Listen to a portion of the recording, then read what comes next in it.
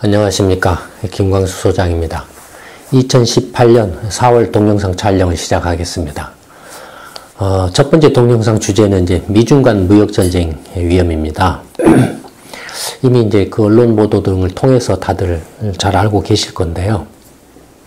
미국하고 중국 간에 지금 갈등이 상당히 이제 높아지고 있죠. 사실 작년 연말까지만 해도, 물론 이제 트럼프 정부가 보호무역주의를 주장하고, 특히 이제 무역 불균형을 시정을 하겠다라고 이렇게 계속 주장을 해왔기 때문에, 어느 정도 통상 압력이라 할까요? 이런 것들은 조금 이렇게 예상은 하고는 있었지만, 그러나 이제 작년 연말까지만 해도, 이렇게 올해 들어와서 강경하게 나올 거라고는 좀 생각을 못 했죠. 이건 저뿐만이 아니라, 저희 연구소뿐만 아니라 거의 대부분 국내 전문가들이나 전문기관들, 심지어는 중국이든 미국이든 그런 당사자들 또 거의 예상을 하지 못했지 않을까.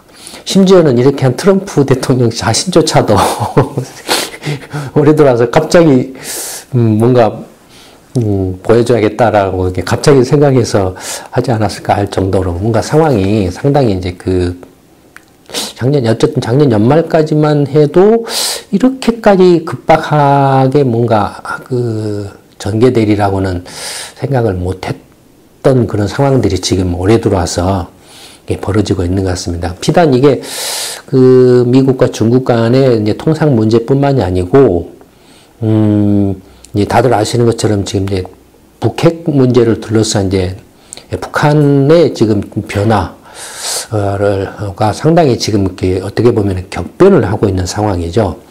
그래서 2018년 올해는 작년에 전망했던 것과는 달리 상당한 격변이 일어날 가능성이 매우 높은 한 해가 되지 않을까 그렇게 생각합니다. 국내외적으로 굉장한 격변이 일어날 가능성이 높지 않나라는 생각이 듭니다. 그래서 4월 이제 첫 번째 동영상으로 이제 미중 간 무역 전쟁 위험을 주제로 삼았는데요. 이제 4월이니까 봄이 이제 본격적으로 이제 시작되죠. 3, 4, 5월 봄철이긴 한데, 봄이 본격적으로 시작하는데 다들 지금 미세먼지다 황사다 난리인 가운데서 안팎으로 또 좀 어수선한 그런 상황이 벌어지고 있는 것 같습니다. 먼저 그러면 이제 미국하고 중국 간의 이제 무역 전쟁 위험에 대해서 한번 살펴보도록 하겠습니다. 이제 이미 이제 이 내용에 관해서는 저희 연구소의 이제 경제 시평이나 글로벌 경제 이슈 보고서에서도 상세하게 설명을 한 바 있죠. 그리고 또, 앞으로의 전개에 따라서 계속적으로 이제, 저희 연구소에서 보고서 등을 통해서 분석하고 전망을 할 생각으로 있습니다.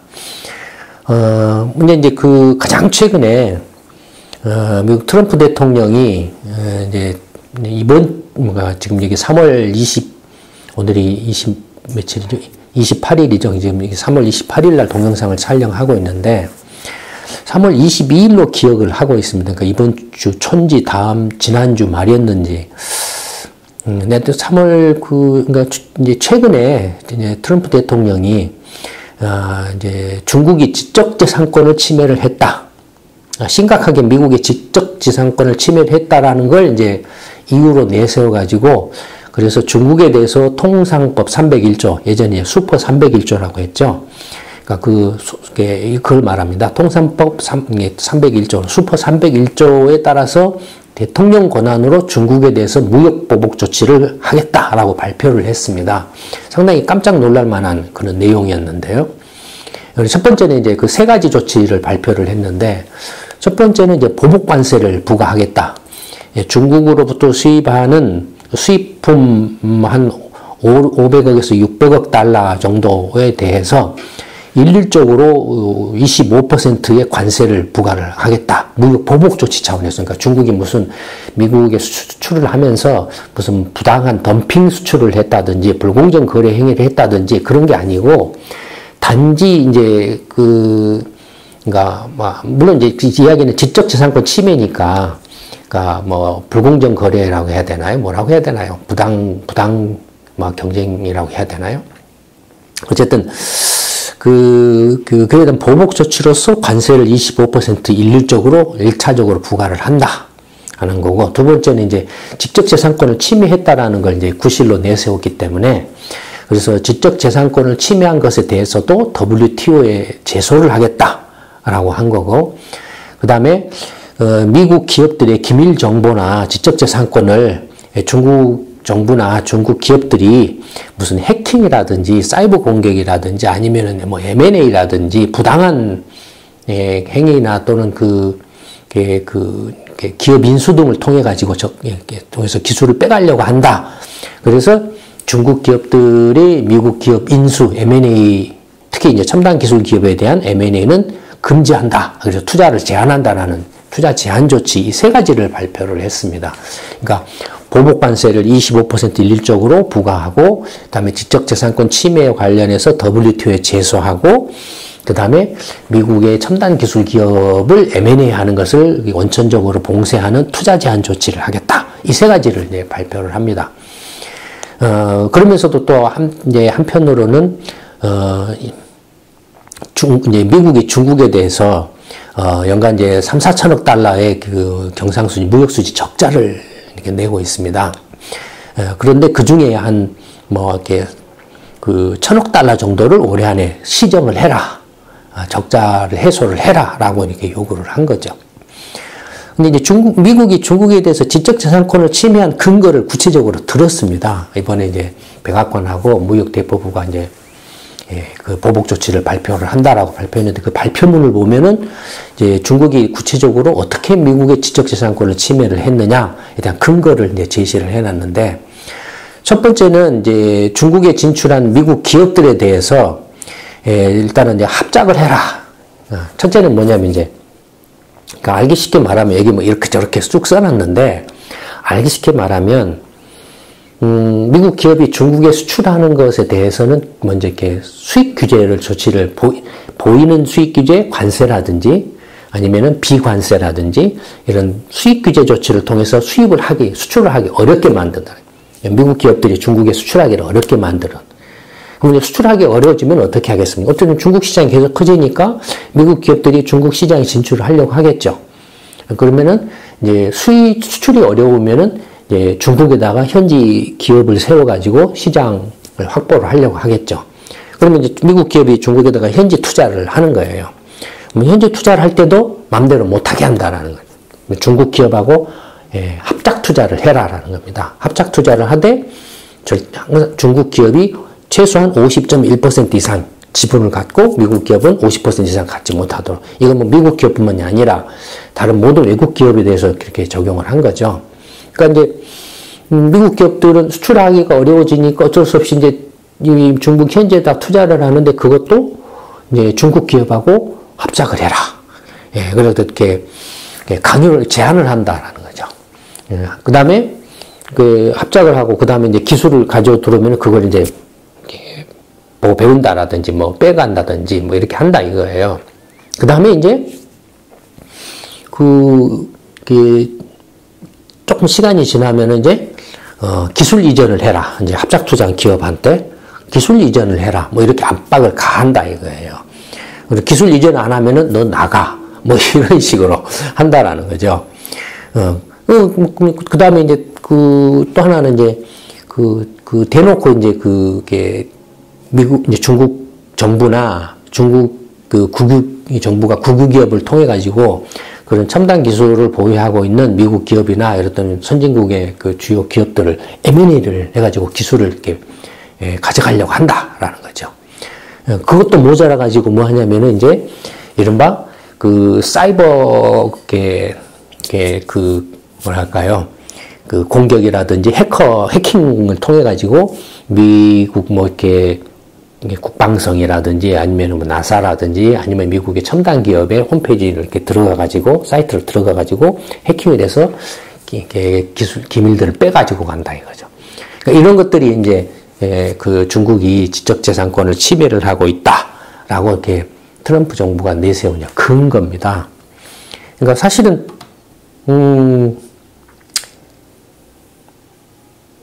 사실은 부인할 수 없는 사실이긴 하죠. 부인할 수 없는 사실이긴 한데, 또 한편으로는,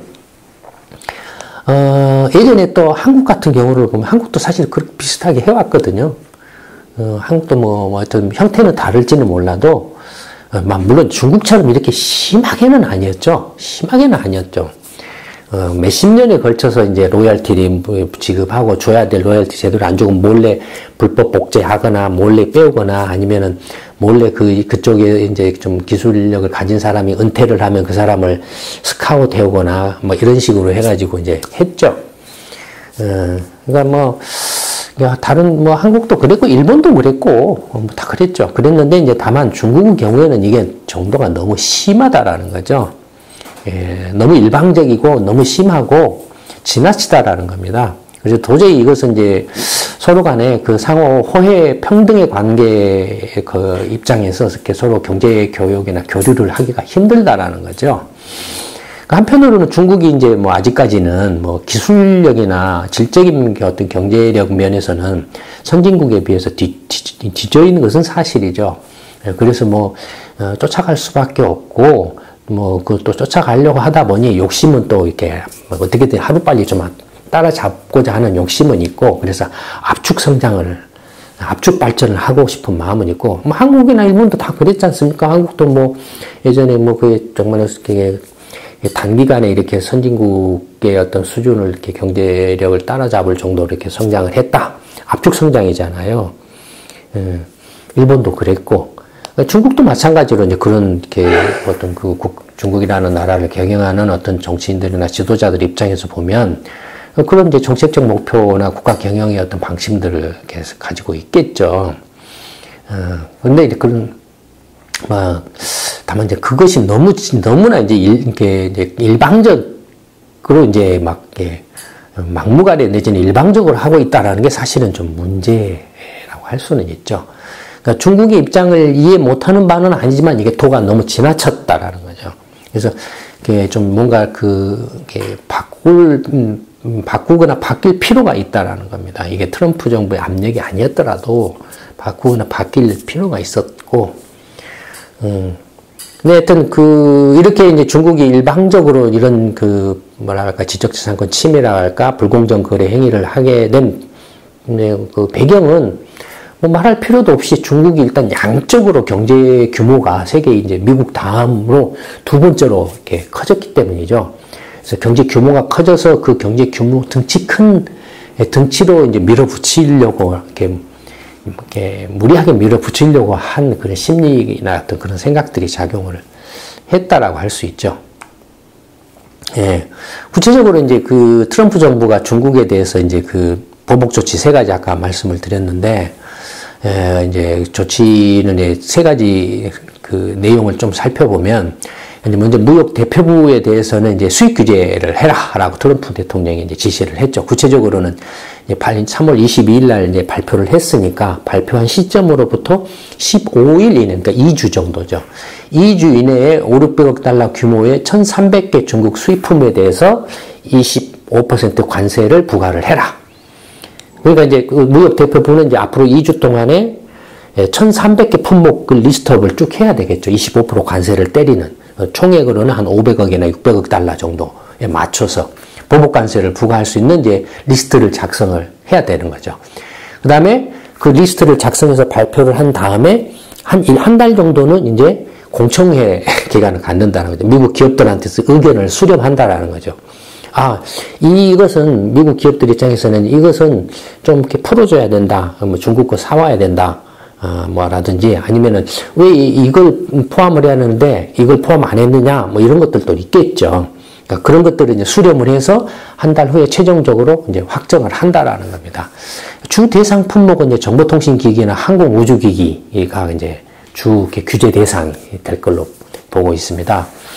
근데 이제 그러니까 뭐 대표적인 게 지금 이제 아예 지금 이미 공개적으로 지금 차단당하고 있는 게 중국의 대표적인 통신 장비 업체인 화웨이죠. 스마트폰하고 통신 장비 업체인 화웨이가 지금 거의 지금 이미 벌써 차단당하고 있죠. 그러니까 화웨이 통신 장비나 이런 것들은 미국 이제 정부 공공부문이나 정부에서는 일체 구입을 안 한다. 그 다음에 미국의 주요 이렇게 기업들도 화웨이 통신사 같은 경우도 뭐 이렇게 AT&T라든지 뭐 있지 않습니까? 브라이존이라든지 뭐 이런 통신사들도 중국 화웨이 통신 장비를 쓸 수 없게 이제 제재를 가한다. 규제를 가하는 이걸 법규화한다는 겁니다. 그 다음에 미국 기업들도 역시 미국의 이런 정보통신 업체들이나 항공우주기기하고도 거의 이제 거래를 안 한다. 뭐 이런 식으로 지금 이제 하고 있는 거죠. 그러니까 지금 이제 중국 경제 기술 개발 혁신이랄까 초점이 이제 뭐냐면은 시진핑 정부가 지금 내세우고 있는 게 뭐냐면 기술 혁신 내지는 기술 개발에서 가장 강조를 두고 있는 게 뭐냐면 중국 제조 2025라는 이제 정책입니다. 중국 제조 2025는 뭐냐면 이른바 이제 스마트 기술, 스마트 혁명을 이제 제조업에 이렇게 접합을 시켜가지고 이른바 4차 산업혁명을 이제 선도를 하겠다는 4차 산업혁명 이렇게 뒤처지지 않겠다 뭐 이런 거거든요. 그래서 특히 중국의 제조력을 강화를 시켜서 그러니까 제조력은 모든 첨단 기술이 집약되는 그런 이제 산업이죠. 그러니까 그런 산업을 이제 경쟁력을 높이면은 뭐 중국의 이제 어떤 그런 제조 기술력으로 인해서 이제 뭐 미국하고 대항할 수 있죠. 예를 들어서 뭐 이제 첨단 무기라든지 뭐 기타 등등에서 이제 따라갈 수 있다라고 생각을 하는 거예요. 그래서 이제 중국 제조 2025라는 것을 위해서 가장 핵심인 이제 스마트 혁명의 핵심 뭡니까? 정보통신 혁명이거든요. 사물 인터넷이네, 뭐 인공지능이네, 뭐네 막 이런저런 거 있잖아요. 그러니까 그런 것들을 이제 하겠다라고 하는데 지금 그걸 타겟으로 하고 있는 거죠, 지금.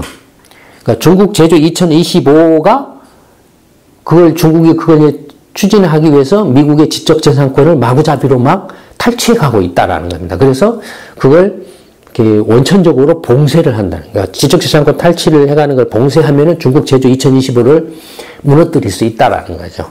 그러니까 이번 보복 조치 발표할 때도 명시적으로 거론하고 있습니다. 중국 제조 2025가 지적재산권을 빼가는 중국 정부의 음모다. 뭐 이런 식으로. 무슨 경제 성장이나 기술 혁신을 위한 어떤 정책이 아니고 미국의 지적재산권을 빼가기 위한 하나의 간판에 불과하다. 이런 식으로, 이런 느낌으로 이렇게 명시적으로 타겟으로 거론하고 있습니다. 그 다음에 이제 WTO 제소를 한다. 지적재산권을 이렇게 불법으로 이렇게 막 침해를 하고 해서 WTO에 제소를 이제 하겠다라고 했는데, 근데 이제 트럼프 대통령이 이제 WTO를 없애겠다라고 했잖아요, 원래는. 근데 이제 WTO가 하도 엉망이어가지고 그 제소를 예전부터 이렇게 계속 여러 차례 계속 반복적으로 제소를 해왔지만 효과가 없었다. 역대 대통령들이 다 무능해가지고 효과가 없었는데 자기는 이제 다르다.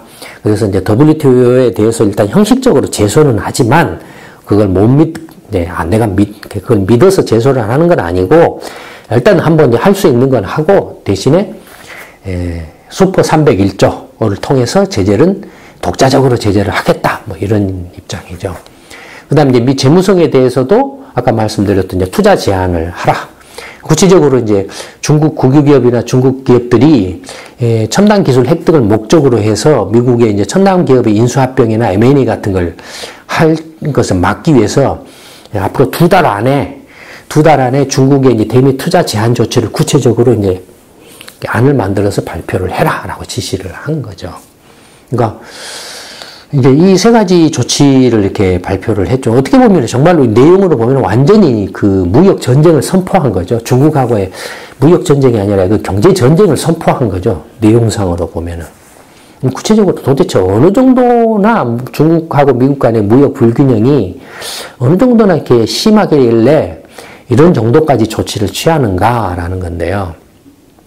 이미 이것은 여러 차례 말씀을 드렸기 때문에 다들 이제 잘 아실 거라고 생각합니다. 중국하고 미국 간의 그 교역은 첫째 상품 교역이 있고, 두 번째 서비스 교역이 있고, 세 번째 이제 소득 교역이 있죠. 그 다음에 이제 이 세 가지를 합친 게 상품, 서비스, 소득 교역을 합친 게 경상 교역이라고 하죠. 그 외에 이제 투자와 관련된 것은 금융 투자 교역이 있습니다. 그러면 이제 먼저 상품 교역 같은 경우는 중국으로부터 수입, 이게 주황색 선이 수입인데, 중국으로부터 수입이, 2017년에는 5천억 달러. 아이고, 반면에 중국에 대한 수출은 미국이, 수출한 것은 한 200~300억 달러, 한 200억 달러 정도 되나요? 이 정도밖에 안 됐죠. 그러니까 압도적으로 지금 그 무역 불균형은 상품 수출에 비해서 일어나고 있죠. 거의 뭐 지금 한 4천억 달러 가량, 이제 가까이가 이렇게 지금 이렇게 적자를 내고 있죠, 상품에서. 서비스 교역은 이제 미국의 중국에 대한 이제 서비스 수출이 계속 늘어나고 있죠. 반면에 이제 중국으로부터의 서비스 수입도 완만하게 늘어나고 있는데, 규모로 보면은 거의 10분의 1, 상품 교역의 서비스 교역은 이게 6천억이고 이거는 600억이니까 10분의 1 규모죠. 그러니까 10분의 1 정도밖에 안 돼요. 그러니까 미국이 서비스는 중국에 대해서 흑자를 내고 있지만은 거의 10분의 1 정도밖에 안 된다라는 거죠. 그 다음에 이제 소득 교육이 뭐냐면, 이제 예를 들어서, 투자를 해서 배당을 받거나 이자를 받거나 아니면 해외 취업을 해가지고 임금, 이제 월급을 송금을 하는 이제 임금 송금 소득 같은 게 소득 교육에 들어갑니다.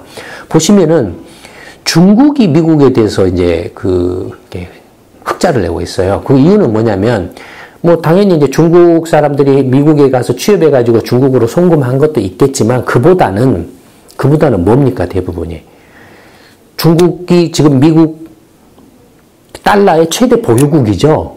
외환 보유국이죠. 그러니까 미국 달러를 이제 외환으로 중국이 지금 한 1조 2천억 3천억 달러를 보유를 하고 있는데 미 국채만 그러니까 미 국채를 사가지고 있기 때문에 그 국채 사면은 국채나 주식을 사면은 그거로 들어오는 배당이나 이자 수입이 있죠. 이자 소득이 있죠. 그걸 나타냅니다. 반면에 이제 미국 그 경우에는 미국 기업이나 미국 민간인들이 중국 주식이나 중국 채권을 사려고 해도 지금 그 규제가 강하게 있어가지고 마음대로 못 사죠.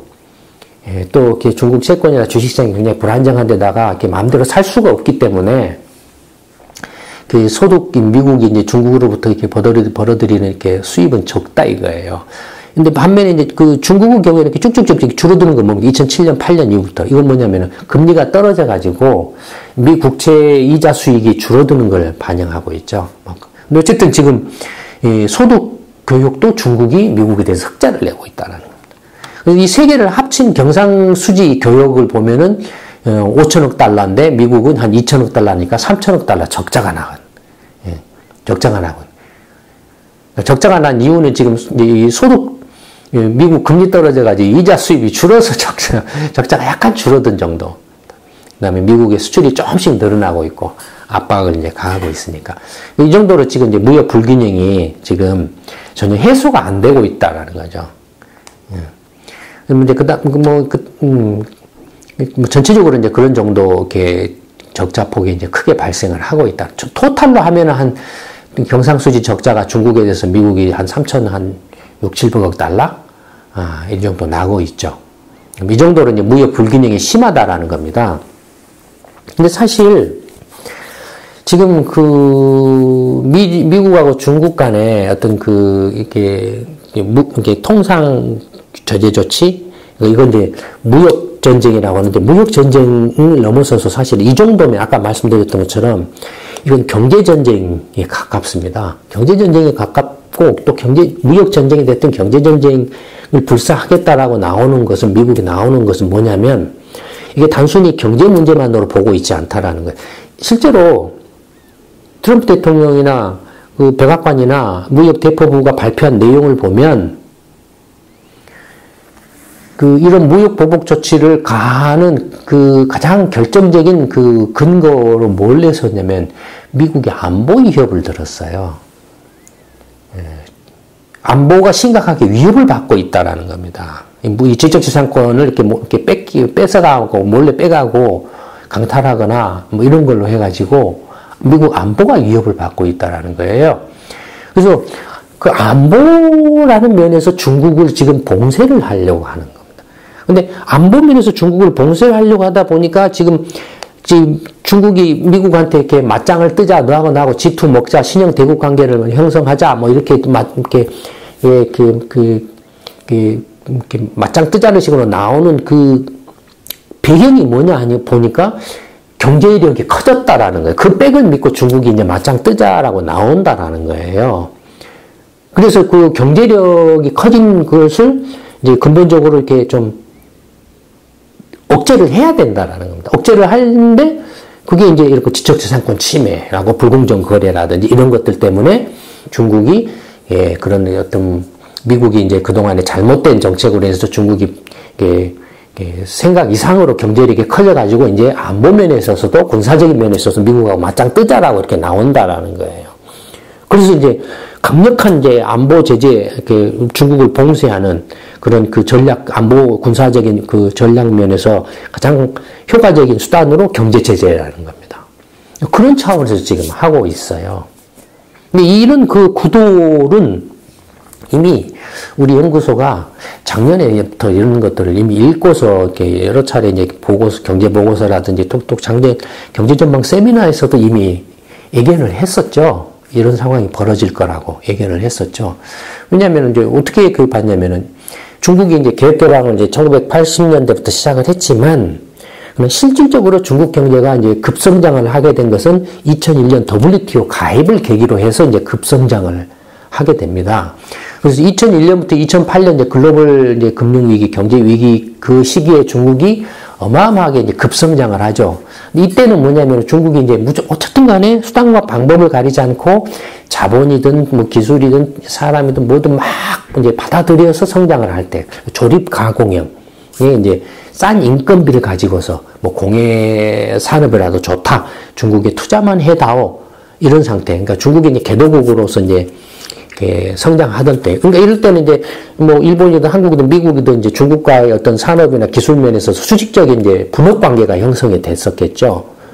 그러니까 서로 윈윈할 수 있었다라는 거예요. 윈윈할 수 있는 구조였다라는 거죠. 그 윈윈하는 수직적 분업 관계에서 윈윈하는 구조 속에서 중국이 양적으로 어마무시하게 급성장을 했다라는 겁니다. 근데 이제 2008년 글로벌 경제 위기 이후에 이제부터 이제 2010년부터 2017년까지는 이제 중국이 이제 양적 성장으로 이제 거의 지금 이제 세계 2위의 경제 대국 수준까지 올라왔죠. 2010년에 이제 일본은 앞질러서 이제 세계 2위의 경제 규모가 됐으니까요. 그때부터 이제 중국이 이제 성장 정책의 변화를 꾀하죠. 질적 성장으로 전환을 하죠. 질적 성장으로 전환을 하는 데 있어서 가장 필요한 게 뭐겠습니까? 역시 기술 인력이죠. 기술 확보죠. 그러니까 이제 그 질적 성장으로 전환을 하면서 이제 그 압축 성장을 하려고 이렇게 하는데, 그러니까 그 기술력을 이제 개인적 강화를 해야 된다는 질적 성장으로. 그래서 이제 중국 정부 자체도 내부적으로 기술 개발을 강화를 하고 정책적으로 또 해외 기술을 되도록이면 이제 가져오려고 하고 또는 사오려고 하고 뺏어오려고 했다라는 거죠. 예, 그렇게 이제 중국이 이제 질적 성장으로 전환하면서 기술을 강조를 하니까 어떻게 되겠습니까? 그동안에 수직적인 분업 관계가 이제 점점 수평적인 경쟁 관계로 바뀌겠죠. 미국이든 일본이든 한국이든 대만이든 중국하고 간의 관계가 이제는 협력 관계에서 서로 윈윈하는 협력 관계에서 하청 구조 관계에서 이제 수평적인 경쟁 관계로 바뀌겠죠. 근데 수평적인 경쟁 관계로 이렇게 바뀌면서 이제 어떻게 됐습니까? 서로 간에 이게 시너지 효과가 줄어들겠죠. 시너지 효과도 줄고, 한편으로는 경쟁 관계가 되기 때문에 미국이 됐든 일본이 됐든 한국이 됐든 뭐 대만이 됐든 유럽이 됐든 중국이 이제 위협으로 인식이 된다라는 거예요. 위협으로 인식이 되는 상황에서 중국이 너무 오바를 했다는 지금. 오바를 한 거예요. 내가 이제 등치가 커졌으니까 내가 이렇게 한다라고 하면 니네들이 뭘 어떻게 할 거야? 이런 식으로 오바를 했다라는 거죠. 특히 이제 시진핑 정부가 들어서면서 시진핑 정부가 들어서고 시진핑식 사회주의를 강조하면서 이제 이른바 이제 외교 안보 면에서 군사적인 면에서도 이제 이렇게 중화주의 패권을 이렇게 떠들기 시작하면서 경쟁 위협으로 느꼈다라는 거죠. 그러니까 오히려 위협을 가했다라는 거예요. 이런 중국의 이제 전략 미스죠. 시진핑 정부의 실책이죠. 이런 것들이. 근데 이제 이런 경쟁 관계를 넘어서서 이제는 앞으로는 그럼 어떻게 되느냐? 이제는 이제 그 수평적인 어떤 그 경쟁 관계가 확대되면 어떻게 되겠습니까? 서로 충돌이 계속 늘어나겠죠. 충돌이 쌓이겠죠. 그런 것들이. 그러면 어떻게 되겠습니까? 갈등과 대립이 이제 커지겠죠. 근데 앞으로는 이제 갈등이나 대립의 시기가 전개될 가능성이 높다 이거예요. 근데 이걸 해결하려면은 예컨대 미국이나 유럽이나 뭐 이렇게 일본이나 한국은 이른바 민주주의 시장 경제를 이렇게 체제죠. 체제가. 근데 중국은 경우에는 지금 어떻게 변하고 체제가 시진핑식 사회주의 시장 경제 체제죠. 근데 시장 경제라는 것도 그 말이 시장 경제이지 민주주의하고 시진핑식 사회주의 완전히 다른 체제예요. 그러니까 그 중국의 시장 경제라는 것도 시진핑식 사회주의 통제를 받는 시장 경제예요.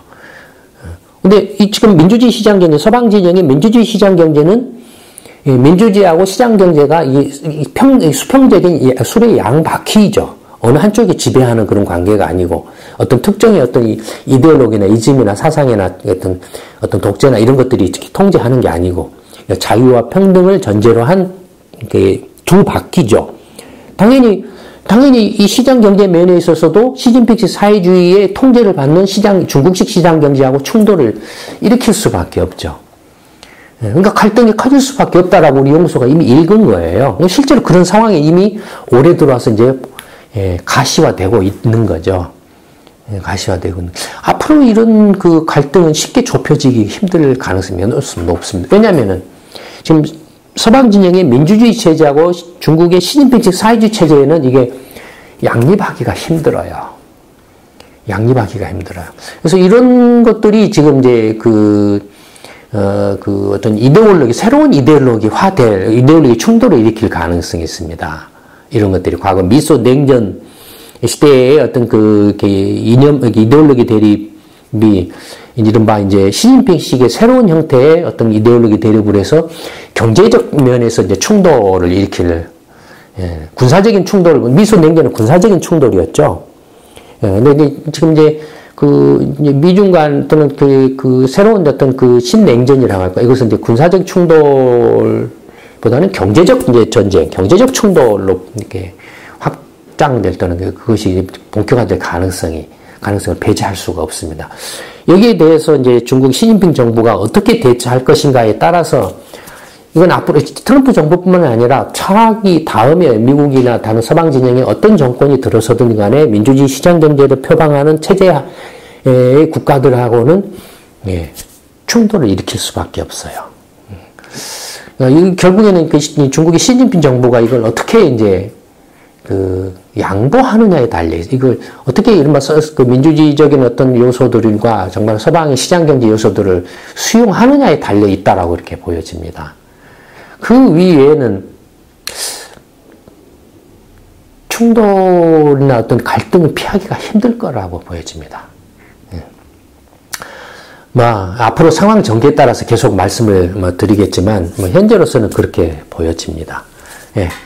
2018년 4월 첫 번째 동영상 촬영은 이걸로 마치도록 하겠습니다. 감사합니다.